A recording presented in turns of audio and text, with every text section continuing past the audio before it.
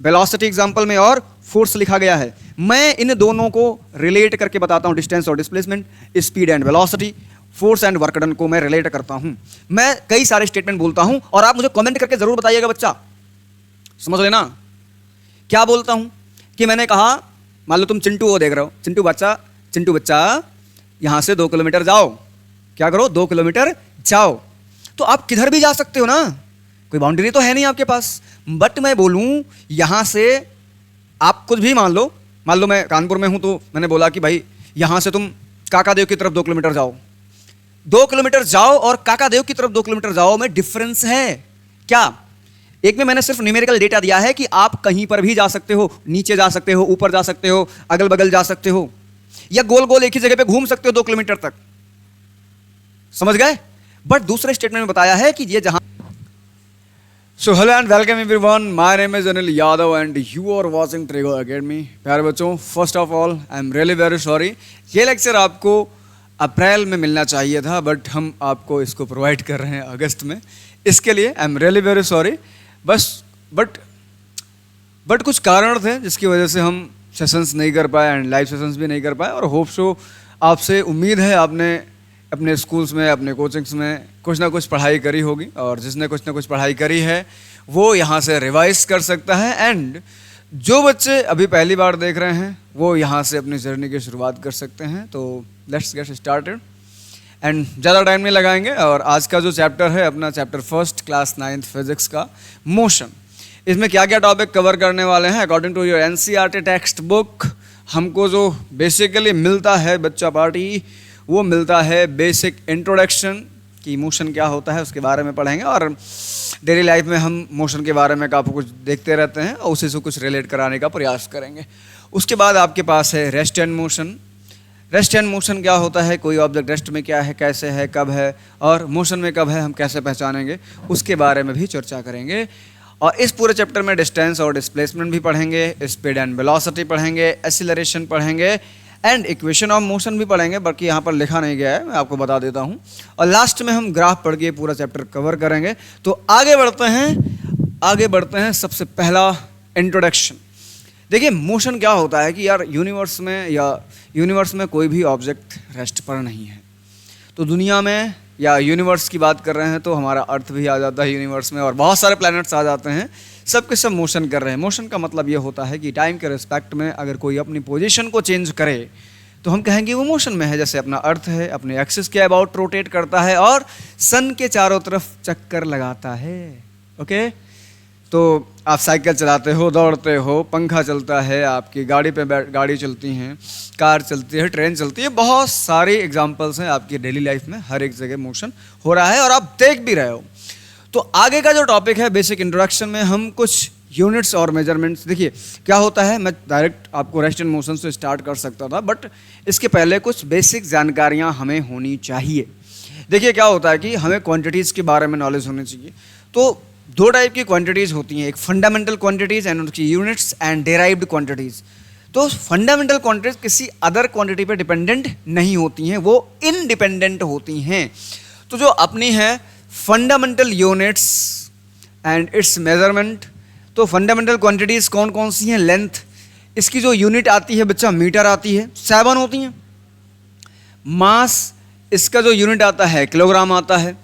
Time, इसका जो unit आता है सेकंड आता है। उसके बाद आपका चौथा है करंट का जो यूनिट आता है, करंट को मेजर कैसे करते हो? एम्पियर में मेजर करते हो।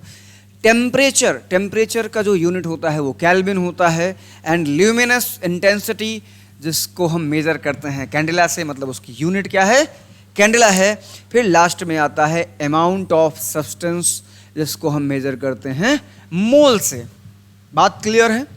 अब देखिए ये क्या थी, फंडामेंटल क्वांटिटीज़ थी, और इसके अलावा मतलब ये 7 फंडामेंटल क्वांटिटीज़ थी, और इनके सारी यूनिट्स के बारे में हम लोगों ने चर्चा कर ली। यूनिट्स का मतलब हम इन फंडामेंटल क्वांटिटीज़ को मेज़र कैसे करते हैं।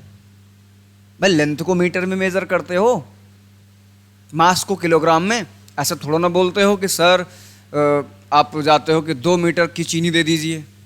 आप दुकानदार के पास जाते हो, आप कहते हो, आपकी मम्मी मान लो बोली कि बच्चा जाओ चीनी ले आओ, तो आपने तो ऐसे बोलते नहीं हो आके जाके सर कि अंकल जी 2 मीटर की चीनी दीजिए, नहीं वहाँ पर बोलते हो 2 किलो चीनी दे दीजिए। बात समझ में आई? ओके, तो चलिए आगे बढ़ते हैं। आगे देखिए क्या होता है, हमारे पास जो चीज़ें अवेलेबल हैं उसमें मैं आपको बताता हूँ कि भाई साहब जो सिस्टम ऑफ यूनिट्स हैं, मतलब हम कई तरीके से मेजर करते हैं। लेंथ को सेंटीमीटर में मेजर करते हैं और मीटर में भी मेजर करते हैं, फुट में भी मेजर करते हैं। तो देखिए अभी मैं बहुत बेसिक जानकारी दे रहा हूँ, क्लास 11 में जाके और ब्रॉडली पढ़ेंगे आप, बट जितना ज़रूरत है आपको 9th के हिसाब से मैं वो बता रहा हूँ। MKS यूनिट होती है। M का मतलब क्या होता है? मीटर। K का मतलब किलोग्राम, S का मतलब second. Metre kilogram second system of unit. दूसरा होता है CGS unit, centimetre gram second. बता, समझ में आया?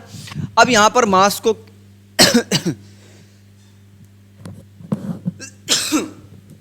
देखिए, यहां मास नहीं है, ये लेंथ है।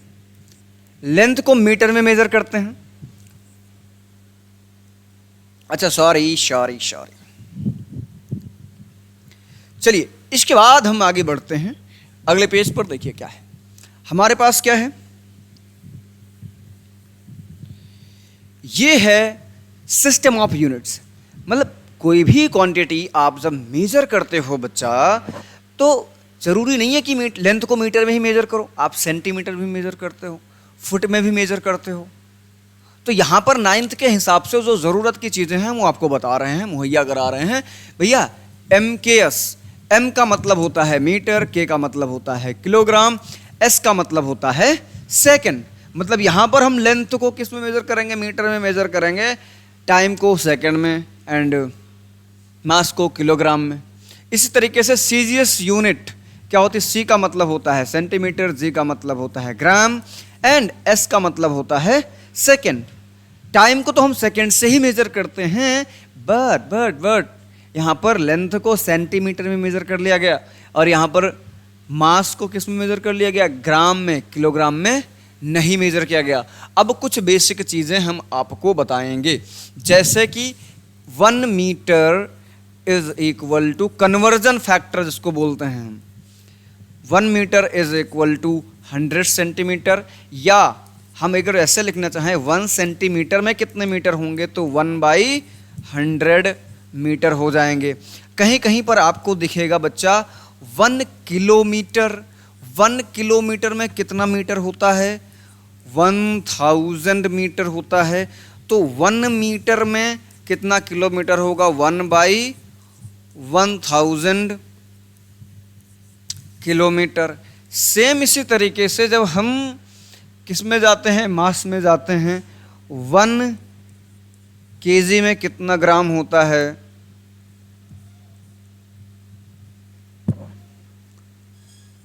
100 और 0 लगा दो। 1 केजी में कितना ग्राम होता है? 1000 ग्राम होता है। तो 1 ग्राम में कितना किलोग्राम होगा? 1/1000 किलोग्राम। अगर हम यहीं पर टाइम का देख लें, किसको देख लें? टाइम को देख लें। ये बच्चा देखो ध्यान से, टाइम क्या होता है? टाइम को हम जैसे 1 minute is equal to 60 second, 1 hour is equal to 60 minute. तो 1 आवर को अगर कन्वर्ट करने के लिए बोला जाए कि 1 घंटे में कितने सेकंड्स होंगे, वो हमको ऐसे फाइंड करेंगे, कितना हो जाएगा?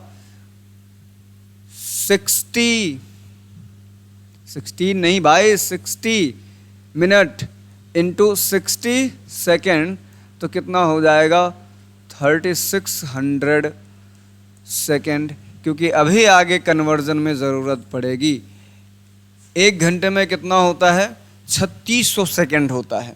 ये तो रही कुछ बेसिक जानकारी। बाकी अगर आपको कोई भी प्रॉब्लम हो बच्चा, अभी भी मौका है आपके पास, मुझे कमेंट सेक्शन में बता सकते हो। अगर ये वीडियो शॉर्ट में देख रहे हो तो लॉन्ग वीडियो हमारा क्लिक करके चैनल सब्सक्राइब कर लेना, जहाँ से आपको पूरा डिटेल में फील मिलेगा। अभी तो मैं ये रिकॉर्डेड दे रहा हूँ आपको, आगे आने वाले समय में इस चैप्टर का पूरा 1 शॉट लाइव करूँगा और पूरा मेंटी क्विज लाइव करूँगा। समझ गए? चलिए अगले पेज पर चलते हैं। क्वांटिटीज, कितने टाइप की क्वांटिटीज होती हैं? देखो बच्चा, स्केलर क्वांटिटी क्या होती है? एक होती है स्केलर, दूसरी होती है बच्चा वेक्टर क्वांटिटी। अब देखो समझने वाली बात क्या है, सर आपने तो फंडामेंटल क्वांटिटीज बताई। फंडामेंटल क्वांटिटीज वो होती हैं जो किसी दूसरे पर डिपेंडेंट नहीं होती हैं, इंडिपेंडेंट। अब जो दूसरी बताई थी कौन सी, याद आया? नहीं याद आया तो दिमाग दौड़ाओ दौड़ाओ दौड़ाओ दौड़ाओ। मैंने बताया था डेराइव्ड क्वांटिटीज या डेराइव्ड यूनिट्स। तो भैया देखो, अब देखो क्या होता है स्केलर क्वांटिटी। स्केलर क्वांटिटी में क्या आता है हमारे पास? It has only magnitude. ये ऐसा प्राणी होता है इसके पास केवल और केवल मैग्नीट्यूड होता है, मतलब न्यूमेरिकल डेटा होता है। इसकी एग्जाम्पल्स कौन कौन से हैं? Distance, speed, work. और दूसरा क्या है? Vector quantity. It has magnitude and direction both. इसमें मैग्नीट्यूड भी है और डायरेक्शन भी है, मतलब इसके पास कुछ न्यूमेरिकल डेटा है और साथ में कुछ दिशा भी दी गई है, डायरेक्शन भी बताया गया है इधर। तो देखो डिस्प्लेसमेंट लिखा गया है वेलोसिटी एग्जाम्पल में और फोर्स लिखा गया है। मैं इन दोनों को रिलेट करके बताता हूँ, डिस्टेंस और displacement, speed and velocity, force and work done को मैं रिलेट करता हूँ। मैं कई सारे स्टेटमेंट बोलता हूँ और आप मुझे कमेंट करके ज़रूर बताइएगा बच्चा, समझ लेना क्या बोलता हूँ। कि मैंने कहा मान लो तुम चिंटू वो देख रहे हो, चिंटू बच्चा यहाँ से 2 किलोमीटर जाओ। क्या करो? 2 किलोमीटर जाओ। तो आप किधर भी जा सकते हो ना, कोई बाउंड्री तो है नहीं आपके पास। बट मैं बोलूँ यहाँ से आप कुछ भी मान लो मैं कानपुर में हूँ, तो मैंने बोला कि भाई यहाँ से तुम काकादेव की तरफ 2 किलोमीटर जाओ। 2 किलोमीटर जाओ और काकादेव की तरफ 2 किलोमीटर जाओ में डिफरेंस है क्या? एक में मैंने सिर्फ न्यूमेरिकल डेटा दिया है कि आप कहीं पर भी जा सकते हो, नीचे जा सकते हो, ऊपर जा सकते हो, अगल बगल जा सकते हो, या गोल गोल एक ही जगह पे घूम सकते हो 2 किलोमीटर तक। समझ गए? बट दूसरे स्टेटमेंट में बताया है कि ये जहां पर हम हैं यहां से काकादेव की तरफ जाना है, मतलब 2 किलोमीटर तो बताया मैंने। एक न्यूमेरिकल डेटा दिया आपको, मेजरमेंट वाली वैल्यू दी ताकि आप मेजर कर पाओ कितना दूर चलोगे। उसके बाद आपको बताया कि इधर ही जाना है, कहीं और नहीं जाना है। इसी तरह से स्पीड एंड वेलोसिटी का कॉन्सेप्ट बताते हैं हम। स्पीड और वेलोसिटी में डिफरेंस कैसे हुआ? भैया देखो, मैंने कहा आज मैंने देखा तुम भैया 2 किलोमीटर पर आवर की स्पीड से जा रहे थे। दूसरे स्टेटमेंट में देखा, बोला मैंने कि तुम आज 2 किलोमीटर की स्पीड से स्कूल की तरफ जा रहे थे। दोनों स्टेटमेंट में फर्क है। पहले स्टेटमेंट में क्या है कि बच्चा तुम जा रहे थे कितने स्पीड से? 2 किलोमीटर की, मुझे नहीं पता कहाँ जा रहे थे। दूसरे स्टेटमेंट में मुझे पता है कि तुम 2 किलोमीटर पर आवर की स्पीड से जा रहे थे, किधर? स्कूल की तरफ। तो मैंने आपको डायरेक्शन भी दिया है, डायरेक्ट किया है। इसी तरीके से वर्क डन है और फोर्स है। किसी भी ऑब्जेक्ट को, जस्ट सपोज आपकी बाइक पंचर हो जाए और आपको उसको धकेल के ले जाना पड़े, तो एक पर्टिकुलर डायरेक्शन में फोर्स लगाते हो ना उसको आगे चलाने के लिए। ऐसा तो होता नहीं कि स्टैंड पे खड़ी क्या साइड से धक्का लगा दिया गिर गई, क्या वो पहुंच जाएगी दुकान पे? नहीं, एक पर्टिकुलर डायरेक्शन में फोर्स लगाना पड़ेगा उस ऑब्जेक्ट को वहां से मूव कराने के लिए। जस्ट सपोज ये बोर्ड को मुझे गिराना है, या तो मेरे अंदर बहुत पावर आ जाए, मैं क्या करूं, इस बोर्ड को धक्का मार दूं पूरी दीवार से निकल जाए, या तो मैं क्या कर सकता हूं, इसको उठाऊंगा, इसके फ्रेम पर से बाहर रख लूंगा। एक पर्टिकुलर डायरेक्शन में फोर्स अप्लाई किया। वर्क डन क्या होता है? अभी आगे और भी सीखोगे वर्क डन में, बट अभी समझ लो वर्क डन क्या होता है। भाई आप कोई काम करते हो, मान लो आपने एक ब्लॉक उठाया, सर पे रखा, मान लो अपने घर में एक बोरी उठाई गेहूं की, उसको सर पे रखा और चले गए। या आपने देखा कि एक टेबल्स को सरकाया, आपने कुछ फोर्स लगाया, कुछ दूर उसका डिस्प्लेसमेंट हुआ और आगे बढ़ गई, तो आपने काम किया। फोर्स और डिस्प्लेसमेंट का मल्टीप्लिकेशन क्या होता है? Work done. तो वर्क आपने किया, पर्टिकुलर डायरेक्शन में फोर्स लगाया, बट मैं आपसे बोलूं कि इस डायरेक्शन में वर्क किया, इस डायरेक्शन में वर्क किया, ऐसा थोड़ा ना होता है। तो स्केलर और वेक्टर का मतलब समझ गए होगे।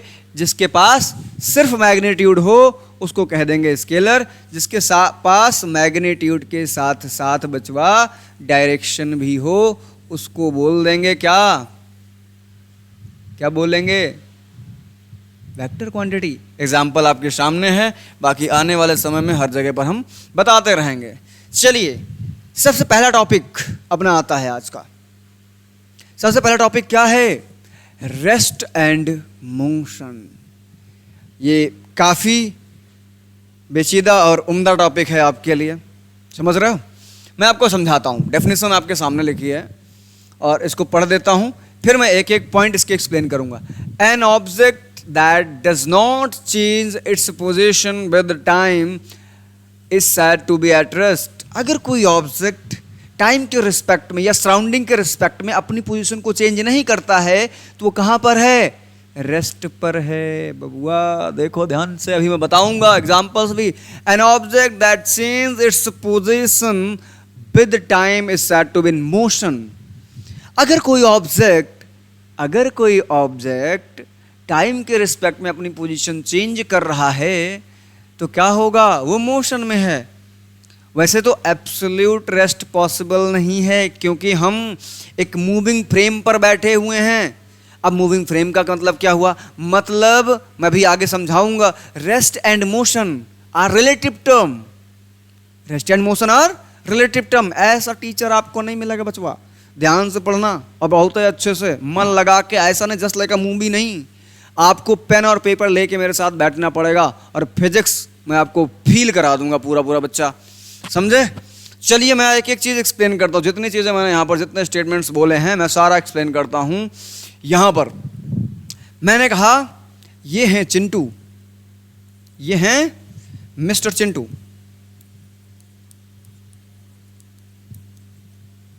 ये हैं मिस्टर चिंटू। मैंने इनको 12 बजे देखा, 12 PM पर मैंने यहाँ इनको देखा। मैं यहाँ से खड़ा होकर देख रहा था। मिस्टर अनिल, मैं अपना नाम लिख देता हूँ यार। मैं यहाँ से खड़े होकर देख रहा था इनको 12 बजे। ये यहाँ पर खड़े हैं, मान लो तुम्हारा स्कूल का बाहर का गेट है, कहीं पर भी आप मान सकते हो। फिर मैंने देखा यार इनको 1 बजे भी देखा, 1 PM पर यहीं पर थे। 12 से 1 के बीच में बचवा 1 घंटे का क्या हो गया, टाइम इंटरवल। 1 घंटा व्यतीत हो चुका है। इसका मतलब क्या हुआ, 1 घंटे में इन्होंने अपनी पोजीशन चेंज नहीं करी है। मतलब क्या है, ये रेस्ट पर हैं। ओके, फिर मैं दूसरा स्टेटमेंट बनाता हूं। देखो ध्यान से, देखो मगर ध्यान से। मैंने कहा ये चिंटू चाचा, मिस्टर चिंटू 1 बजे यहां पर थे, 1 PM पर यहां पर थे। मान लो ये सिचुएशन ए है। फिर मिस्टर चिंटू बी पर पहुंच गए कितने बजे, 2 PM पर। मतलब इनके बीच का जो टाइम इंटरवल है वो भी 1 आवर का है और 1 घंटे में इन्होंने अपनी पोजीशन चेंज कर दी। तो मैं क्या कहूँगा कि ये मोशन में है। जो आपके डेफिनेशन लिखी गई है मैंने उसको एक्सप्लेन कर दिया, बात समझ में आई। अब समझो, अब मैं आपको और समझाता हूँ। अगला term, rest and motion are relative terms. Rest और मोशन क्या होते हैं, रिलेटिव टर्म्स होते हैं। मैं आपको एक बढ़िया सा डायग्राम बना के दिखाता हूँ और तुम्हें मज़ा आ जाएगा। और तुम मेरे डायग्राम बाजे पे हंसना नहीं बच्चा, नहीं तो समझ लेना तुमसे डायग्राम बनवाऊंगा मैं। डायग्राम बना लो बचवा, मेरे साथ तुम लोग भी डायग्राम बनाओगे, क्योंकि डायग्राम फिजिक्स में, फिजिक्स की जान है बचवा। डायग्राम बच्चा फिजिक्स की जान है, आन बान शान है। अगर तुम डायग्राम बना लेते हो तो तुम 90% प्रॉब्लम वैसे ही सॉल्व कर लोगे जैसे कि तुम अपने दोस्तों की प्रॉब्लम सॉल्व करते हो। समझ गए। चलो देखते हैं। ये पहिया मान लेना यार तुम लोग हैं, मतलब व्हील, वही अंग्रेजी में बोल देते हैं।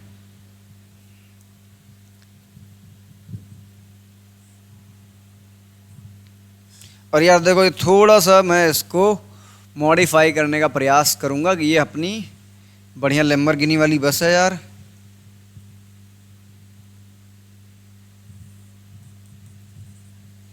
ये उनका क्या नाम, ड्राइवर साहब का केबिन है ये।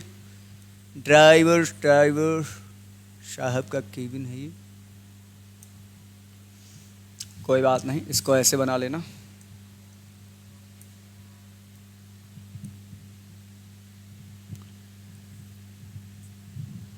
और चलो बना लेते हैं। देखो यार, डायग्राम बनाना एक कला है गुरु। अगर तुम डायग्राम बना लिए तो सफल हो जाओगे, इस बात को याद रखना। फिजिक्स तुम्हारे मुट्ठी में होगी। और हम यहाँ से बना देते हैं एक बस,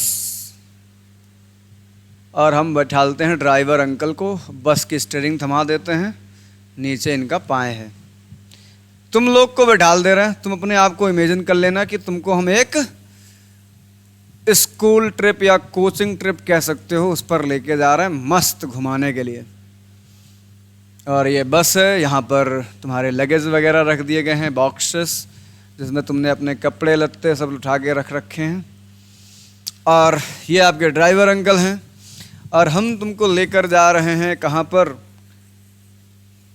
एक ट्रिप पर लेकर जा रहे हैं। और मैं मानता हूँ कि ये कुछ स्पीड में तो जा ही रही होगी, बस इसकी स्पीड भी मान लेता हूँ, कुछ भी मान सकते हो आप अपने हिसाब से। ओके, ये हमारा ट्रैवलर वैन तैयार है, जो कि आपको आपके सपनों के शहर लेके जाएगा, आपके सपनों की जगह पर लेके जाएगा। तो बच्चा देखो, अब देखो हम यहाँ पर खड़े हो गए। हमने कहा कि चलो बच्चा, अभी हम तुम्हारे पापा लोग से बात करके आता हूँ। ये हैं मिस्टर मास्टर जी, मिस्टर मास्टर जी।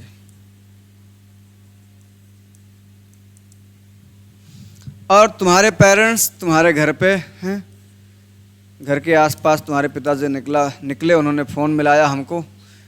सर बच्चे क्या कर रहे हैं? अब तुम्हारे पिताजी को फिजिक्स आती है थोड़ा बहुत, समझना इस बात को। तुम्हारे पिताजी को थोड़ा बहुत फिजिक्स आती है, थोड़ा बहुत क्या यार, तुम्हारे पिताजी मान लो फिजिक्स के प्रोफेसर हैं, लेकिन अब तुम्हें उनके पास वक्त नहीं है, इस वजह से तुमको पढ़ा नहीं पाते। और वैसे घर की मुर्गी दाल बराबर होती है ना। तो समझो मास्टर जी की बात समझो, इमोशन समझो, इमोशन। भैया देखो, ये क्या है? हम हैं, ये तुम्हारे पिताजी हैं जो कि घर पर हैं, ये तुम हो जो इस बस में बैठकर जा रहे हो। तुम्हारे पिताजी ने कहा, मास्टर जी बच्चे कहाँ पर हैं? मैंने कहा सर बच्चों को बस में बैठाल दिया और चले गए, मैं बाद में अभी अपनी कार लेके निकलता हूँ। ओके, अब तुम्हारे पिताजी को मैंने ड्राइवर का नंबर दिया, ड्राइवर से पूछ लीजिए कि वो कहाँ पर पहुँचा हुआ है। अब तुम्हारे पिताजी ने सिर्फ ड्राइवर अंकल को फ़ोन मिलाया, ट्रिंग ट्रिंग। ड्राइवर अंकल ने कहा कि भैया हम बस पास के चौराहे से निकल रहे हैं, बस शहर को क्रॉस करने वाले हैं, सीधे हाईवे पर आएंगे, एक्सप्रेस वे पे बस चढ़ाएंगे और तेज चले जाएंगे। बच्चे सब बैठे हुए हैं। अब देखो, मैं देख रहा हूं 12 बजे बस यहां पर है, मान लो 12 बजे तुम निकलो, 12 बजे से मेरा बड़ा पुराना नाता है, समझिएगा। और कुछ देर बाद ये बस क्योंकि मूव कर रही चली जाएगी आगे, तो जैसे जैसे टाइम पास हो रहा है, मतलब टाइम व्यतीत हो रहा है, चल रहा है, उस हिसाब से क्या हो रहा है, बस अपने पोजीशन को कंटिन्यूसली चेंज कर रही है। तो मैं क्या कहूँगा कि यार बस तो टाइम की रिस्पेक्ट में पोजीशन चेंज कर रही है, मतलब बस मोशन में है, मतलब इसके अंदर बच्चे बैठे जो हैं, ड्राइवर अंकल सब मोशन में हैं। बट ये बच्चे क्या कहेंगे, अरे मैं तो रेस्ट में हूँ, एक दूसरे के रिस्पेक्ट में पोजीशन नहीं चेंज हो रही है। तो बस एक मूविंग फ्रेम है। बस क्या है, ये पूरा का पूरा बस एक मूविंग फ्रेम है जो कि 20 स्पीड से जा रहा है। ये टाइम के रिस्पेक्ट में अपनी पोजीशन चेंज करेगा, बट बच्चे इस सीट, इसके अंदर सीट पर बैठे हैं, सीट उस बस के अंदर फिक्स्ड हैं, सीट मूव नहीं कर रही। और ये पहली वाली सीट यहाँ भाग गई, कुछ देर बाद यहाँ आ गई है। ऐसा होगा तो तुम्हारे दांत, गुर्दे, फेफड़े सब निकल के बाहर आ जाएंगे बच्चा, याद रखना। तो क्या होगा, तुम लोग कहोगे सर मैं तो रेस्ट में हूं। एक दूसरे के, अभी आपने जो डेफिनेशन पढ़ाया उसके हिसाब से तो हमने अपने पोजीशन टाइम के रिस्पेक्ट में चेंज नहीं करी, तो हाँ, आप भी सत्य सही हो और मैं भी सही हूं। यहां पर जो लिखा गया है समझो, rest and motion are relative term, मतलब एक दूसरे से रिलेटिव हैं ये। जो आपको दिख रहा है क्या पता किसी दूसरे को वो कुछ और दिखे। समझ गए? तो चलिए, उम्मीद करते हैं आपको ये सही समझ में आया होगा। और ये लेक्चर में थोड़ा सा हो सकता है आपकी स्पीड, मेरी स्पीड स्लो हो बोलने की, क्योंकि ये क्लास 9th के रिगार्डिंग लेक्चर मैंने रिकॉर्ड किया है बच्चा। और मैंने इस रिगार्डिंग रिकॉर्ड किया है कि जो फर्स्ट टाइम भी बच्चा देखेगा उसको मज़ा आ जाएगा, फील आ जाएगा फिजिक्स का। बाकी आप रिवीजन कर रहे हो तो आप इसकी स्पीड 1.5x कर सकते हो और आराम से रिवाइज कर सकते हो। पूरा पूरा लेक्चर आपके सामने है। चलो अगले पेज पे चलते हैं, डिस्टेंस और डिस्प्लेसमेंट पढ़ते हैं। डिस्टेंस और डिस्प्लेसमेंट क्या होता है, और ये काफ़ी अच्छा टॉपिक है। हे बच्चा चलो बनाओ, एक डायग्राम बना देते हैं यार हम तुम्हारे लिए, और फिर हम, ये आपका क्या है, होम, ये आपका क्या है, स्कूल, और ये क्या है,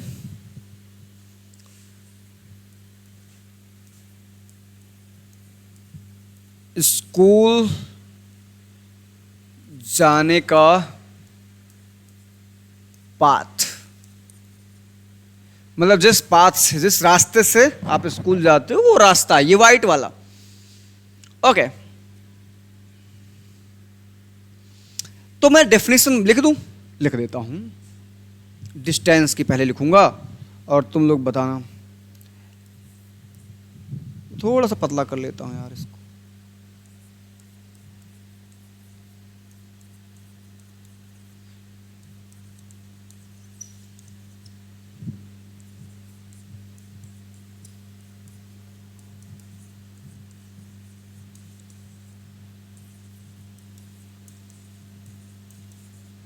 ये पहली बार नहीं है, जिसने पहली बार देखा है देख लो क्या है। Actual path length of path is called distance, मतलब आपसे, आपके घर से स्कूल जाने का जो रास्ता है उस रास्ते की जो लेंथ है वो क्या कहलाएगी, डिस्टेंस।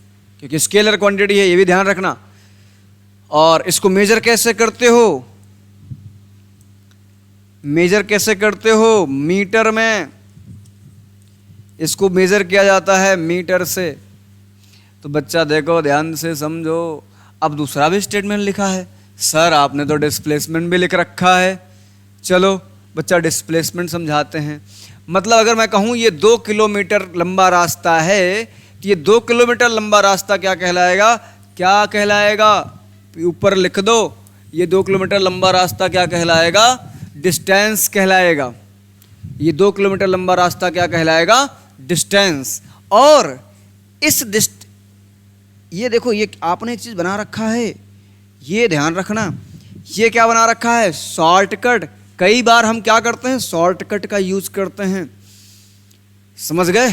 जो बच्चे गांव में रहते हैं या कभी गांव, शहर से गांव जाते हैं, आप रिलेट कर पाओगे। देखो गर्मियों की छुट्टी में अक्सर जाते हो और आम वगैरह लगे होते हैं आपके बागीचे में, और आपके घर से बगीचा मान लो ऐसे है, मान लो ये आपका घर है, बगीचा ऐसे ऐसे जाकर है, और ये खेत है। यहाँ पर आप, ये रास्ता है जाने का।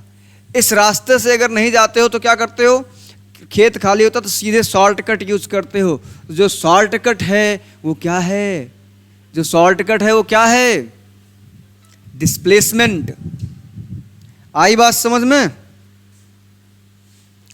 डिस्प्लेसमेंट है, बात समझना इस चीज को। तो ये क्या हो गया, शॉर्टकट भैया, ये हो गया डिस्प्लेसमेंट। और ये भाई तुम चमक काहे रहे हो यार इतना, बैठ देखो ये क्या है, displacement.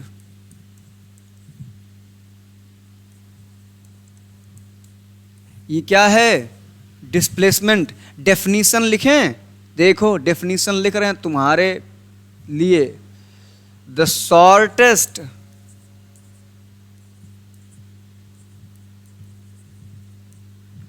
Distance between initial and final position is called, देखो मैं थोड़ा सा चमकीले कलर से लिख देता हूं, is called displacement, is called displacement. और ये क्या होता है? वेक्टर। कैसा क्वांटिटी है ये बच्चा? वेक्टर क्वांटिटी है। यहां तक बात समझ में आई? ओके, तो मेरी बात समझो। यहां पर एक पेज पर मैं एक क्वेश्चन देता हूं, इस क्वेश्चन को बताओ, और ये लास्ट क्वेश्चन भी है लेक्चर का। हमारे पास मान लेते हैं ये है एक सर्कल जिसकी रेडियस r है, और यहां पर क्या है? ये A पॉइंट है, ये पॉइंट B है। आपसे पूछा है बच्चा find distance and displacement between A and B। ए और बी के बीच में आपको डिस्टेंस एंड डिस्प्लेसमेंट बताना है, और अभी आपको मैंने बहुत ही अच्छे से एक्सप्लेन किया है। तो देखो ध्यान से, और जितने लोग रिकॉर्डेड देख रहे हो बच्चा, तुम लोग क्या करोगे? क्या करोगे? कॉपी निकालोगे, उसमें सॉल्व करोगे, वीडियो को पॉज करके। मैं किनारे हो जाता हूं, ये बहुत ही छोटा सा क्वेश्चन है आपके लिए। देखो ध्यान से, ये क्या है? एक्चुअली में पाथ आपका क्या है? ये है। तो इस पाथ की जो लेंथ होगी वो क्या कहलाएगी? वो क्या कहलाएगी? डिस्टेंस। और ये इनिशियल पॉइंट है और ये फाइनल पॉइंट है, इनके बीच का ये शॉर्टेस्ट डिस्टेंस क्या कहलाएगा? डिस्प्लेसमेंट। अगर तुम ध्यान से देखो बच्चा, तो पहले अगर मैं सॉल्व करूं यहां पर सॉल्यूशन, देखो क्या बोलूंगा भाई? देखो डिस्टेंस निकालना है मेरे को पहले। तो ये क्या है? सर्कुलर पाथ है, और सर्कल की सर्कमफेरेंस कितनी होती है? 2 पाई r। और अगर आधे का निकालेंगे तो 2 पाई r डिवाइड बाई 2, क्योंकि ये क्या है? सेमी सर्कल, हाफ सर्कल कह सकते हो। तो डिस्टेंस क्या हो जाएगी? ए बी आपको मिलेगी 2 pi capital R divide by 2। तो इसका आंसर आया पाई आर। ये न्यूमेरिकल में आर का वैल्यू कुछ भी दे सकते हैं, कोई प्रॉब्लम नहीं है। मैंने आपको जर्नली सॉल्व करा दिया, कई बार आपको ऐसा याद होना चाहिए। अब दूसरा क्या बोला है कि भैया तुम बता दो क्या डिस्प्लेसमेंट। देखो, और जिसको भी स्पीड स्लो लगे बच्चा, क्योंकि ये काफी लेट लेक्चर है, तो आप इसको 1x 2x 3x 4x जितना लगा के देख सकते हो, स्पीड में देख लो ना। अब देख लो, अब ये शॉर्टेस्ट डिस्टेंस ये क्या हो गया? अगर तुम देखो तो बच्चा, इतनी मैथ तो तुम्हें आती है, अगर नहीं आती है तो ये क्या है? डायामीटर है सर्कल का, और सर्कल का डायामीटर ए बी। अगर मैं डिस्प्लेसमेंट की बात कर रहा हूं तो कितना आएगा? डी, और डी का वैल्यू कितना है? 2 टाइम्स आर, ये हो जाएगा डिस्प्लेसमेंट। आई बात समझ में? तो यहां तक अगर आप समझ चुके हो तो अगले वाले आने वाले सेशन में हम काफ़ी सारे न्यूमेरिकल्स करेंगे, एमसीक्यूज करेंगे, और आगे के कॉन्सेप्ट पढ़ेंगे, speed and velocity, acceleration, equation of motion, graphs. तो तब तक के लिए चैनल को सब्सक्राइब कर लो, लाइक कर दो, और अपने दोस्तों तक शेयर करना बिल्कुल मत भूलना। और हम संडे मेंटी क्विज करेंगे और प्राइज डिस्ट्रीब्यूट भी किया जाएगा, इस बात को ध्यान रखना। मैंने इसको बाद में बताया इसलिए ताकि आप, अगर जितने लोग बात तक आएंगे, लास्ट लेक्चर तक आएंगे, उनको ये बात पता चलेगी।